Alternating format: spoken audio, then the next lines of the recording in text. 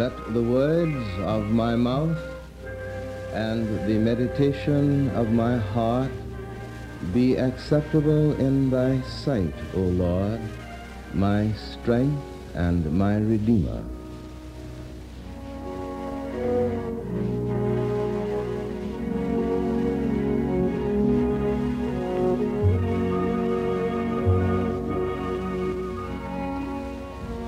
Our period today will have to do with one of the oldest of the Negro Spirituals. Deep River, my home is over Jordan. Oh, don't you want to go to that gospel feast, that land of promise where all is peace? Deep River, my home is over Jordan. A contemporary poet has expressed the same basic idea in this ancient song in words that are as follows. I've known rivers ancient as the world and older than the flow of human blood in human veins. My soul has grown deep like the rivers. I gazed upon the Euphrates when dawns were young. I looked upon the Nile and reared my pyramids beside it. I heard the singing of the Mississippi when Abe Lincoln went down to New Orleans, and I've seen its muddy bosom turn all golden in the sunset. I have known rivers, ancient, dusky rivers. My soul has grown deep like the rivers. To think of the drama of man's life in terms of the simple analogy of the river is a very commonplace, but a very exciting and creative adventure for the mind and the imagination. In the first place, a river has a very simple beginning. Usually the river begins in some crevice, in a snowy bed in the mountains.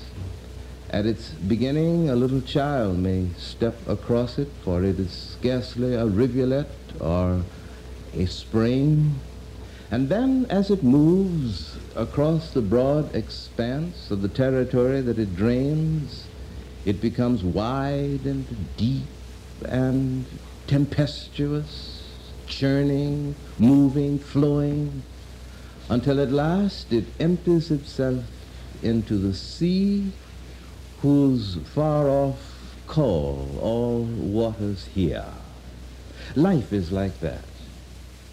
A man's life, your life, my life, begins very simply, simple germ, and after a period of time there is a great, creative, upward push of vital energy, and you and I were born, and then we grew, little children, simple life, and then as the years unfolded, our lives become broad, sometimes deep, almost always, certainly tempestuous, until at last we come to the end of our days. It is the nature of the river to flow. It is the nature of life to be in movement. When you were a little child, you said, when I am 15 years old, or when I'm in my teens, I will be able to do this or that. And then when you were in your teens, you discovered that the thing that you sought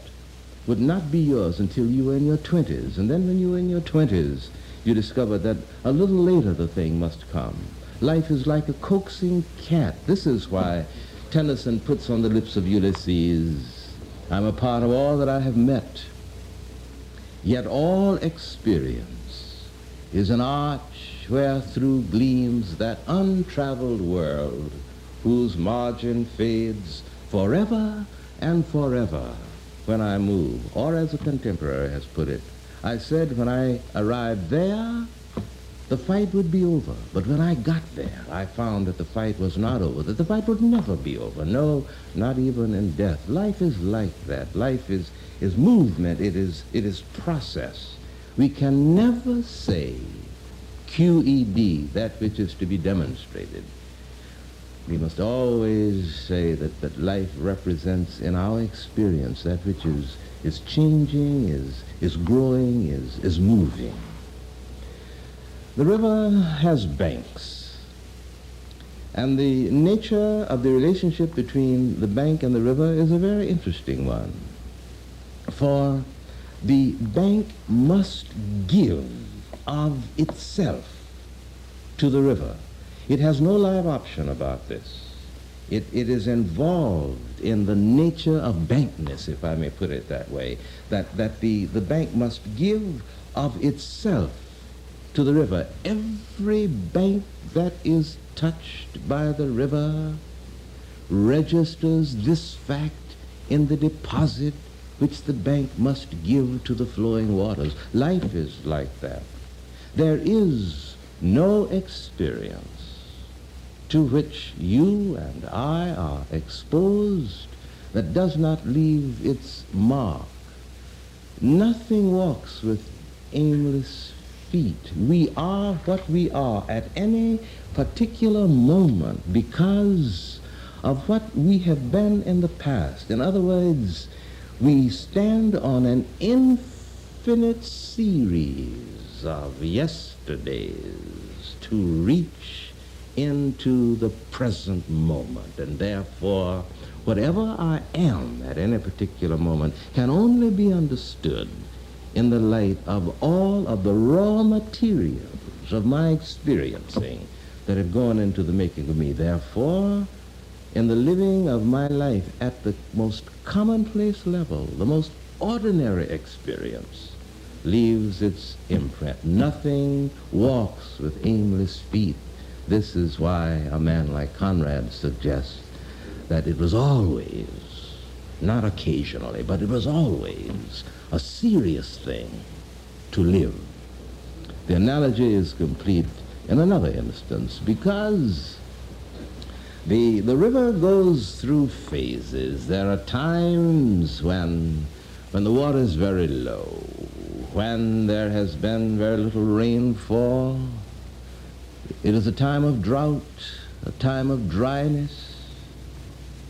There are other times when the river rises, as we have been experiencing in certain parts of New England during this winter. When the water rises, it means that there is flood time, and flood time means very often destruction. That which under normal circumstances is a benediction, breathing a kind of peace to all of the surrounding territory, giving moisture, sometimes carrying on its bosom the traffic of man's life that carries with it food and other necessities on barges and ships and boats. This thing which in its most tranquil moments is meaningful and helpful during the time of the rising of the waters becomes some kind of vicious monster, blind to good and evil, reckless of all consequences. It tumbles its tempestuous way on and on, carrying destruction in its wake. Life is like that. There are times in your life and my life when we are destitute of inspiration, time of drought, when the things upon which we have been drawing for inspiration seem now to be devoid of any richness to give us. It is a time of shrinking of the waters. And the analogy moves in the same direction when we think of the time of storm, the time of flood. you're moving along. Your life is very peaceful, very tranquil. Days move into days, breathing their own kind of quiet confidence and equilibrium and balance and simple joy and deeply lying satisfaction. And then, without any announcement sometimes, the long shadow falls across your path. Illness, death, trouble, disillusionment, broken heart. It is the flood time of the river. The analogy is complete in the final instance because the river has a goal, and the goal of the river is the sea. The answer to the drought of the river is a larger opening from the sea. The answer to the flood time is a larger opening to the sea, because all of the water on all the land and all the rivers goes to the sea, and all the waters on all the lands and all the rivers and lakes comes out of the sea. That out of which the river comes is that into which the river goes. The goal of the river is the sea. The source of the river is the sea. Life is like that. The goal of man's life is God. That out of which life comes and that into which life goes, God.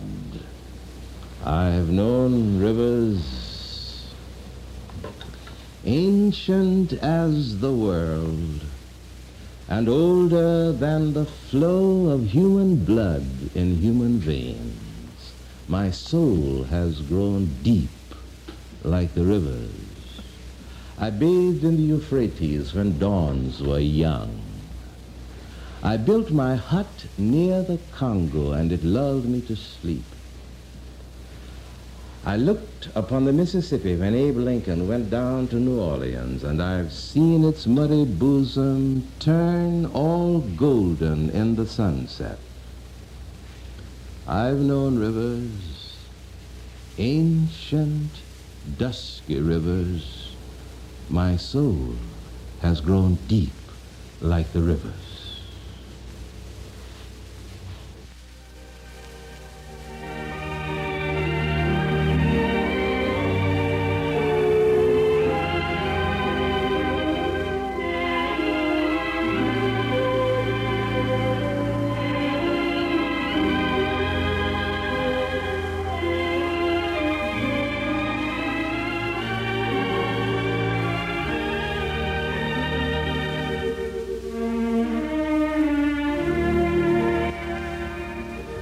Let the words of my mouth and the meditation of my heart be acceptable in thy sight, O Lord, my strength and my Redeemer.